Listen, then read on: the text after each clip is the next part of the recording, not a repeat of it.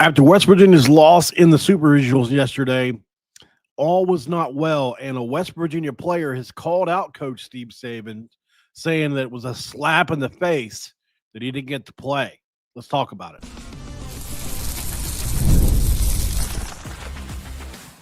You are Locked On West Virginia, your daily podcast on the West Virginia Mountaineers, part of the Locked On Podcast Network, your team every day.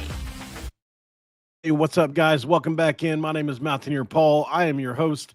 This is Locked On West Virginia, baby. Welcome back in to another episode. And this episode is going to be brought to you by FanDuel. Right now, customers can get $200 in bonus bets when your first $5 bet wins. Make sure you head over to FanDuel.com to get started today. Thanks for making Locked On West Virginia your first listen, and for being a part of the Locked On Podcast Network. We talk about your team every single day. I appreciate y'all for coming in here, man. Tough day yesterday, absolutely.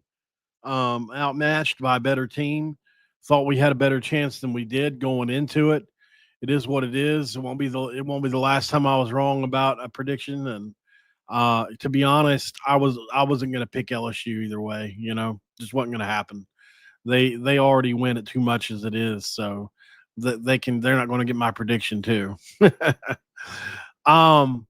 So there's a situation here, and I'm going to try to judge this thing as fairly as I can. I just want to talk about it because, I feel like the wrong thing is being focused on here. That's how it feels. Yeah, we lost in the Super Regional second straight year.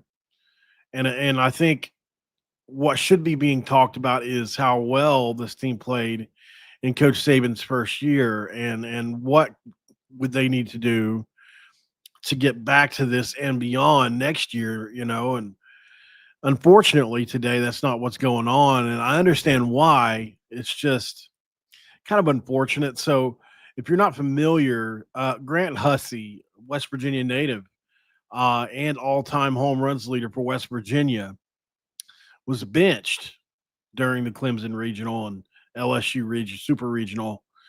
Not happy about that benching, and has even gone on record saying it was a slap in the face. He doesn't have words for it. And I've seen a lot of people come to his defense, and I've seen a few people come to Coach Saban's defense. And I just kind of want to give my take on this and kind of give a more logical breakdown as to why I think this happened. Because I looked into it pretty deeply this morning and, was aware of it over the weekend, but, hadn't really given it a whole lot more thought than that, because I think some of us suspected maybe injury. We weren't sure why Hussey wasn't playing, outside of the splits not being in his favor. They're not.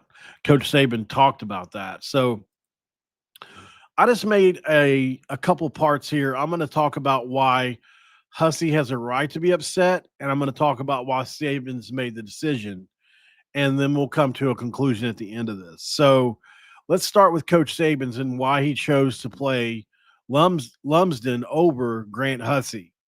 So, he shocked a lot of people by benching Grant Hussey. I think that's pretty fair considering he's the home run leader. Ben Lumsden in the postseason have been playing pretty well at times, and the bottom of the lineup specifically, he was a part of. So it was like those two or three guys in the bottom of the lineup together made a big difference on the lineup. And so this wasn't on a whim. It was definitely a calculated strategy to maximize West Virginia's success against tough opponents like Clemson and LSU. And here are the key reasons that I'm going to say, and we're going to give, Coach Saban's own words here as well. So, quote Coach Saban's, he said this: "That's where people get confused sometimes. It's that decisions are made to a player. Decisions are not made to a player. They're made only and strictly for the team. You're essentially taking Hussey's skill set versus the opposing pitching. And then you have to deduce and make a decision on if there's another player that we think is on our team who may help us more than he could against a specific pitcher. I felt like in this circumstance, it was viewed as a 1-for-1 where you take Grant out and put Ben in. but it was more complicated than that. It was not a one out and one in kind of thing. And Hussey was replaced by Ben Lumsden, who had been batting in the low 100s, sure. But here's what people don't even care to look at. Like I said earlier today, somebody he'd only had 30 at bats on the year. That's like giving a running back 4 carries a game and saying, "Why don't you have 1,000 yards?" Or, "Why aren't you performing better?" He wasn't getting the at bats. Last year, he batted 262 with 7 home runs. So he did produce last year. It's just for whatever reason he hadn't played a lot this year. But that doesn't mean that he didn't have coaches confidence, right? So the bottom of the number one reason I think that this decision stayed the way it was, the bottom of the order was electric. It really was. If you look at the lineup shakeup, really was driven by the red hot performance of the batting order. You've got Lumsden, Amari Guzman, and Brody Cresser, right? And that Clemson Regional, those 3 guys combined hit 447. 8 runs, they drove in 12. Guzman was obviously the MVP, and Lumsden had 3 hits, 5 RBIs. He had a 4 RBI game in the win over Kentucky. So if your 7 through 9 hitters are winning regionals, should those guys be your 1 through 3 hitters? No, right? That's not how it works. And if you remove Lumsden, then what's that do to the bottom of your lineup? Well, you don't know. Obviously, it didn't exactly pan out in those 2 games, so it's revisionist history if you want to go look back. But going back and looking on the decision as it were, I see what his point was, is all I'm saying here. Hussey had struggled mightily against left-handed pitchers, guys. Really, really bad against left-handed pitchers. Well, the best left-handed pitcher in the country pitches for LSU. The best, not even a debate. So, although he batted 275 overall with 7 home runs, splits against lefties were just remarkably poor, making him a risk against certain pitchers. So, obviously that's why Lumsden was also in there, who was seen as a better matchup. So there's that, right? Unfortunately, you have to look at baseball's about matchups, guys. It just is, right? And unfortunately, this was one of those decisions that had to be made, at least according to Coach Saban, right? Like he said, it's not a 1-to-1 swap necessarily, but you take the Lumsden matchup based on his overall profile versus left-handed pitches.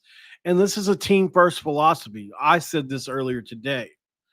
I think Grant Hussey has a reason to be upset. I understand why he's upset. But in these situations, what somebody deserves matters a lot less than what the team should get. This team has come back from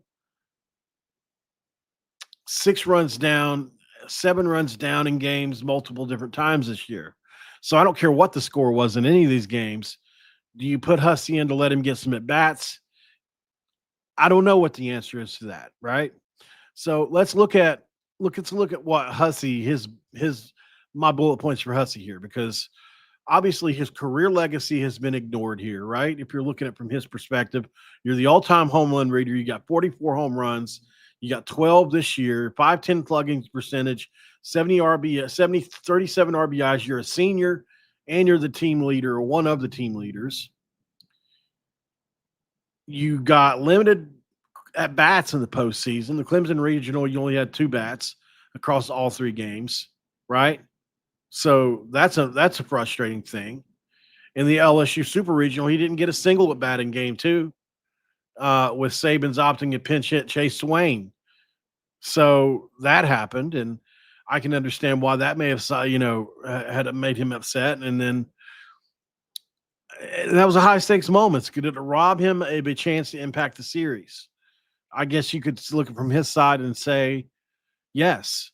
The power bat was underutilized, right? This is not a home run hitting team, but he was definitely the power bat here. So while Saban cited Hussey's struggle against left-handers, I think a lot of people are looking at that 156 batting average and 14 strikeouts for Lumsden and saying better matchup, unless you look at the entire thing like last year. Like I said earlier, Lumsden batted 270, close to 270 and 6 home runs last year. So he had it in him. I think that's what people are looking at, only this batting average from this year.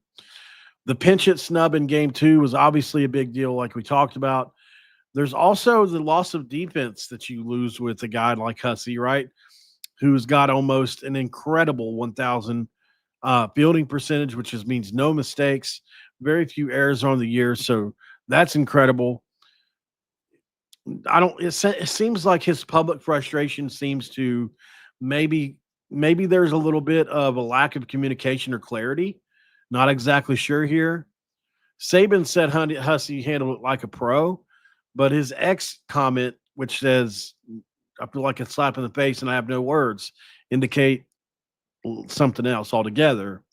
And then obviously you're missing the final spotlight of his career.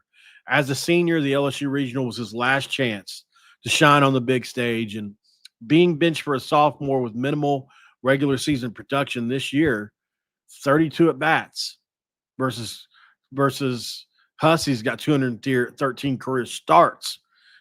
So he's got almost 200 more starts than he had at bats this year. So it probably feels like a personal slight, especially after years of being one of the guys to carry this offense. So, unfortunately, guys, Saban's had a plan, and the numbers from the Clemson Regional kind of backed him up, right? He was right in Clemson. Lumsden, Guzman at the bottom of the order were raking for sure. And that matchup strategy played a big role in that. You can't lie or deny. So you can't really blame Sabans, but you also can't blame Hussey for feeling disrespected. I think he's a legend. Being benched in the final game has to sting here. Well, what do you think, guys? I would love to know from you. Did he deserve it? I think I tried to be fair here at the end of the day, but like people are saying in the chat, he was struggling towards the end of the year, was Hussey. The lineup played so well at the Clemson Regional, and you kind of have to roll with what's working in baseball. You can have a 275 average on the season and be horrible in your last 20 at bats, right? And so you're only as good as your last. I think I heard a coach say one time, you're really only as good as your last 20 at bats. Just look at your last 20 at bats. That tells you everything you need to know about a player right now. A guy can have it and lose it in the span of 2 or 3 games. Just the way baseball works. Don't know why, don't know how. And unfortunately, it doesn't have anything to do with having played a D1 sport or not. It has nothing to do with that at all. Nothing. Zero. Absolutely zero. I disagree with that take, So being benched, it's a team first, team first, team first, team first, team first, team first, team first, all day long. What somebody deserves in a super regional matters not. Zero, zilch, nada over the team, and especially when this team had come back from multiple runs in multiple games with this lineup. So it's unfortunate. I'm not saying it isn't. Absolutely, Grant Hussey deserved better. But I'm not going to fault Sabans, who had the best year ever in his first year. And people call him for his job. Just get out of here with that, too. Like, it's just an unfortunate situation. I think Coach Sabans did what he felt like he needed to do. And unfortunately, there it is. He may have been a staple in the lineup, but he'd been playing horribly. So at the end of the day, he was playing bad and he got benched for it. Just like any player does. And even in you see what happens starting quarterbacks all the time. All right, guys, let's go to break. On the other side, we've got a bunch of players that are on the verge of committing to West Virginia. I've got a couple to be on commitment watch for you. We're going to watch some of their stuff. Stick around for that next on Locked On West Virginia. And this episode of Locked On West Virginia going to be brought to you by FanDuel. We're talking about FanDuel in this episode because, look, we know the playoffs are in full swing and every night delivers those highlight-worthy performances, major momentum shifts, and can't-miss moments. And whether it's a game-winning shot, breakout player, or whatever, there's never been a better time to get in on the action. And FanDuel makes it easy to stay in the game before tip and live with player props, performance trends, same-game parlays, Fans have more ways than ever to play smart and win big. Now, if you're new to FanDuel, it's the perfect time to sign up. Head to fanduel.com and place your first $5 bet. If it wins, you're going to get $200 in bonus bets. It's that simple. Do it today and make every moment more with FanDuel, an official sportsbook partner of the NBA. Crack-a-doo in segment 2 with me, guys. And look, I get it. Drama field first segment. Home run king gets benched and calls out his coach. That's one way to start a show. Now let's end a pretty cool way because we got some players that West Virginia is looking at. We're going to discover together. I have very minimal knowledge on all these players. They just visited over the weekend. I've only known about them for a couple of weeks. A couple of these guys have been following me. A lot of times what happens is whenever a recruit is about to come to West Virginia, I'll get a follow. It happens all the time because, when you're a voice in the media or whatever you want to call it, these recruits will be doing their research and they'll come across certain people on their For You page or on their X account or whatever, and they'll just shoot a couple of follows, to see who's talking about them when they come. They want to, because it's exciting. So a lot of times I'll learn about these guys ahead of time and do some research, but a couple of these guys I had not done as much research on yet. So we're going to be learning about some of these guys together. This first guy, though, is somebody I know all well too about, and somebody I think is a very good player. And we're talking about LaRon Dews. So Sarasota, Florida, right? He said, I feel like, and this is thanks to Keenan Cummings over at Rivals, 5'9", 178, says he felt like a priority as soon as he stepped on campus. He is from West Virginia originally, so that's why I know about him. So he said, I'm at the point of my recruitment where I have no idea where I'm going, but I hear West Virginia is in this thing and they're in a big. I'm a weatherman. What we're going to do is we're going to check out Mr. Dews, and he isn't labeled an athlete. I would guess that he's probably going to be a defensive back, but, honestly, it could be a couple things. He's good in multiple spots.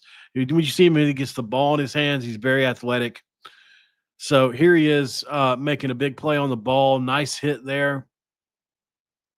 Here he is playing deep center. And you like to see him. He's in phase with the receiver. Nice pick of play on the ball. And now he's got the ball in his hands, and you can see him do some work here. As you can see, he's pretty quick.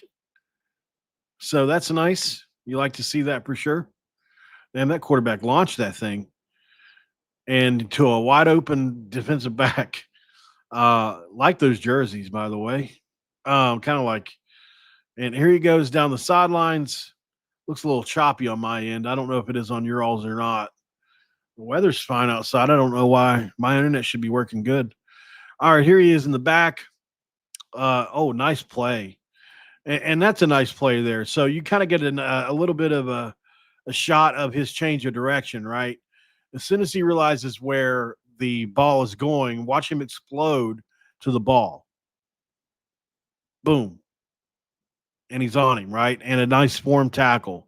Here he is in the fog playing in the slot. Looks like he's got a slot receiver. And pretty nice play. Not bad there. Here he is playing again. So, goodness gracious, guys. The whole big boy didn't have any chance at all, did he? Look at big boy here. Look at big boy right here, the offensive lineman. Watch him try to get out in space. It's not fair, right? And you want to know why people say, offensive linemen need to be athletic?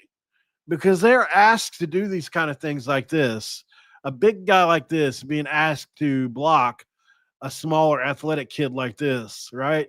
And watch him try to get his hands on him. It's kind of funny. Whoa. No chance, right? So I don't mean to shame that kid. I'm not trying to be mean, but yeah. So, no chance right there. And here's Dews again. I mean, it looked like the ball was thrown to him on a touchdown, but it was technically – that was a wild play there, man. Holy cow. That quarterback launched that thing down the field like 70 yards, it looked like. Let's see where he launched that thing from. So he is at his own 46, 47 ish. And this thing goes all the way down to, okay, so he launched that thing 50 yards. I mean, that's pretty impressive. 50 yards in the air. Well, go try to throw 150 yards. It's not easy, or at least it didn't for me. I was never really good at throwing balls really, really far like that, though. Nice play. Interception. So this kid's got some talent. I definitely see why the coaching staff is coming after him. I can see why he's moved out of the state to get a little more recognition and all that. I understand that. He's got good instincts. He makes change the direction really well. It looks like he's really good in pursuit and he tackles well. So I like the light from Mr. Dews for sure. I absolutely think that he would be a nice pickup for West Virginia. Let's go to break really quick. We got a couple more guys to look at. Couple big uglies, man, on the offensive line. We'll check them out next here. This is Locked On West Virginia. Stick around.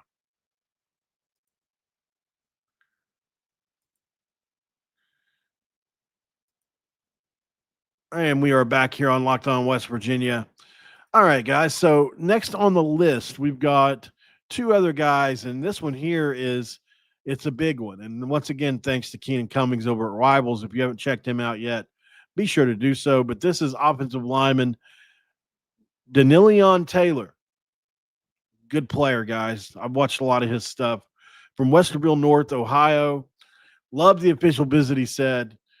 I got a better idea of where West Virginia is on my list. WV is a great place, and I know the coaching staff has high hopes for me. So I decided to commit there. If I decided to commit there, I'd be in good hands. So this is one, like I told you guys earlier, put this one on your list. I just based on conversations I've had and others have had, that we feel good about this one, but anything could happen. I mean, at the end of the day, but we can at least, I at least feel comfortable enough to say, keep your eyes on him. Like maybe shoot him a follow, see where he's going, kind of like I do. Here he is at left tackle, working off, so that's a nice play there. You like to see that from an offensive lineman. A lot of offensive linemen struggle with this, right? So he gets big movement on a nice size defensive end here on the double team, works off the double team up to the backer, and the ball's coming right behind him. And he created that hole. That was all him. And that literally happened because of him. So nice play there. Here he is all the way at guard. Oh, wow, man, he shot off the ball quick. Wow, very impressive. Hold on, let's go back and see that again. So here he is. I think he's at guard. He's at right guard here. Watch how quickly he shoots off the ball. Boom. Nicely done. And that ball ran right behind him for sure again. So common theme, right? They run the ball behind him. Kind of hard to tell there who was who. Okay, so he's at right guard here. Little pancake action. Oh, wow, man. That was a crazy looking play. It's like that receiver literally walked into the ball. Like you don't even see the receiver yet. Boom. There he just met with that thing. No wonder everybody was like, what the hell? Here he is playing right tackle. So he played everywhere on their offensive line. Oh, dominant. Yeah, very dominant play. Here he is again playing at left guard. And it's like, it really doesn't matter where you put him. It seems like he pretty much kicks their ass. Once again, here he is. He's very strong. Very strong. Right tackle. And look, here's the thing about Ohio football. It's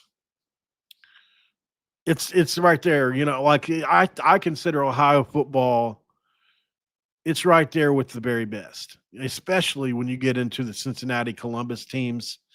Some of the Cleveland teams, like St. Ignatius or whoever. Westerville right here is a good team. Reed Carrico that played at Ironton, Ohio. where I'm right around where I went to school for my high school years, is a very good football team every year. Have been for before since before I was born. I think they've been good for 40, 50 years. And they're division 5 in Ohio. And there's four more divisions up, and they put power 5 players into the power 5 all the time. Like they've had multiple guys. I remember they've had multiple starting offensive linemen at Clemson. The Sean Terry guy just went to Purdue. Reed Carrico went to Ohio State. Reggie Arden went to Ohio State from there. But anyways, Ohio football is literally some of the very best football in the country. I'll give you a great example. So one year, the high school I played at was called Colgrove. We were Division 5. We went and played Huntington High School, which is the Division AAA team in West Virginia, with right around 3 or 4 thousand students. We had, I think, 115 or 20 in my senior class. So they got like hundreds and hundreds, right? And we went down there and just smoked them, So I know there's a big difference between Ohio and other places. Point all that out to say is this kid is dominating probably really good players, mostly. Look at him pull right here, like this kid's got some agility too for a guy. And I mean, watch him pull around here. He's on his horse. Boom. This kid's talented, man. I absolutely would love to get this player. This would be one I would be very excited about. Definitely. The last guy, I like him. He's an in-state kid, but I wasn't as excited. He's 5'9", a little undersized. This is different. This is a player that, if you can get this kid here, this is a guy that I would probably project as a starter inside of 2 years. Like, very good player, just based off this tape here. Now, on his game tape, there are some things that that you can point out, but it's nothing. He's this good. Almost every play is like this, like on his game footage, which is why his highlight tape he's got like several of these that are really long, because basically every play for him is one. It's just a great play. Look at the offensive line for this team, by the way. It almost looks like a college offensive line. How would you even want to go up against that? Craziness. Look at him pull around here, man. This kid really impresses me, man. Watch him get out on I mean, boom, and he's out there, boom, and he takes him out of the play. Very nicely done. And he's cross-trained at all these different positions. So, this is one that we would love to have. Let's see if they can pull it off, Coach McNeil and company. This would be a very big ad. Obviously, in the run game, he's really polished. His pass pro, that's a little bit different of a story. I think that's probably the place he could improve the most. I'm not saying he's bad there, but certainly a lot to like about him. So let's keep him in mind and wish him the best, man. Definitely like him, though. We got one more to look at here. Another big ugly. Offensive line Tristan Comr, 3-star, 5.5, which is about as low as you can be rated as a 3-star. 6'6", 262 pounds, labeled as a tight end. I wonder if he'll come in as a tackle or a tight end. So, says here he spent time with offensive line coach Derek Dressler and assistant offensive line coach Traylon Brown, senior offensive assistant Travis Trickett. He said it's a great group of people who are fun to be around. I would be used for my athleticism. I think I'd be a great fit with up-tempo, no-huddle offense. I think their plan is great. I was interested to learn more about West Virginia academics, and they proved to me they can deliver through football and academics. Wow. What lies did they tell? I'm just kidding. So it looks like he's a left tackle / defensive end. Must have played some tight end as well. Let's check out Tristan Comr. I've been told this kid is very talented. Let's check him out. I don't get caught up in star ratings. You guys know that. What's the field saying? By the way, where is he? What I didn't see. I'm just going to look it up. Okay, so he's an Ohio player as well. No? Maybe he's not. No, he's from Michigan. Okay. Not terrible high school football anyway. All right, left tackle. Definitely a nice play. We like to see that. Left tackle again here. And a nice play. Big kid he's going up against there. And look at him fight after the whistle. So a little bit of a nasty streak there, it looks like. On the left side again. Oh, yeah. He just comes down and bulldozes that kid. Got a nasty streak in him for sure. Here he goes again. I don't know. Let me see that again. Definitely on that play, anyways. Not how you would coach it up as far as the technique goes. I mean, he literally just gets up and sprints at the guy. Not so technically sound.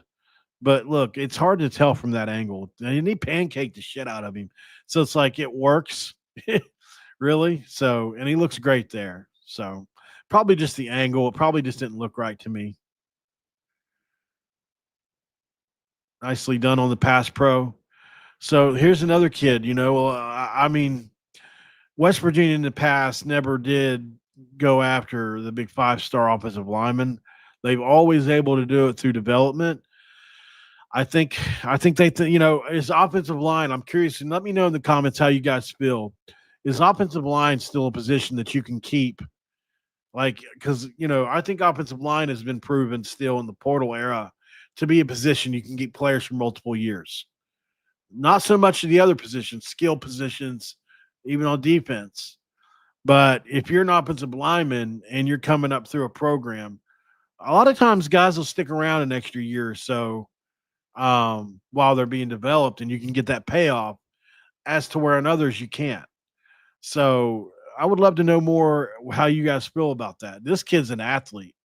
Holy cow. Let's watch that again.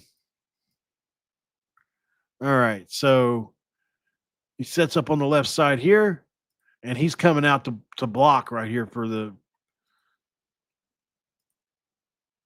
on the sweep.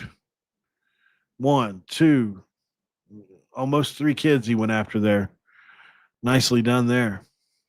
And just a full on and on dominance. Pancake. Look at the nastiness, guys. Look at the nasty streak this kid's got. I may have missed it. Hold on, let me go back a little more. Yeah, right here. Watch this nasty streak. Boom. He's still engaged with him. Still engaged. Oh, wow, man. He's just fighting with him the whole way. Here he has out in space again. Yeah, this is one of those players that why he's not being looked at. He's 260 pounds, right? In high school as a tackle, and he's not this fully developed 6'5", 320-pound offensive lineman that you've just got to teach technique to. Like, this kid's going to need at least a year to get his body right, if not a little more. And he's one of those ones that he's such a good athlete that if he pays off, man, you've got one hell of a payoff coming.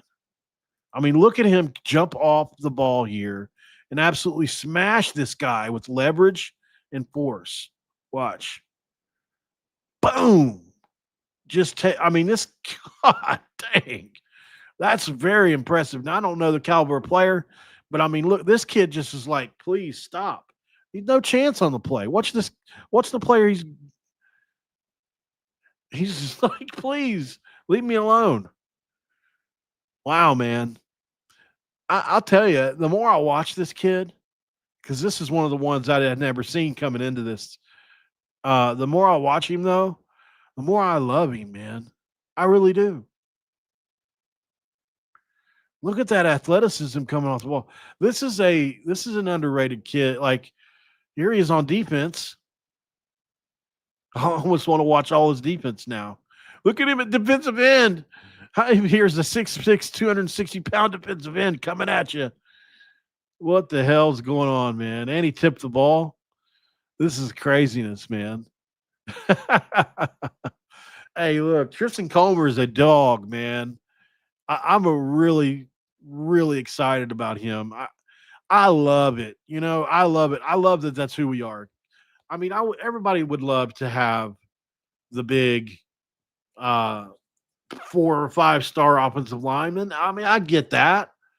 But, man, whenever you look, you go into that video, and this kid is 5.5 star player, right?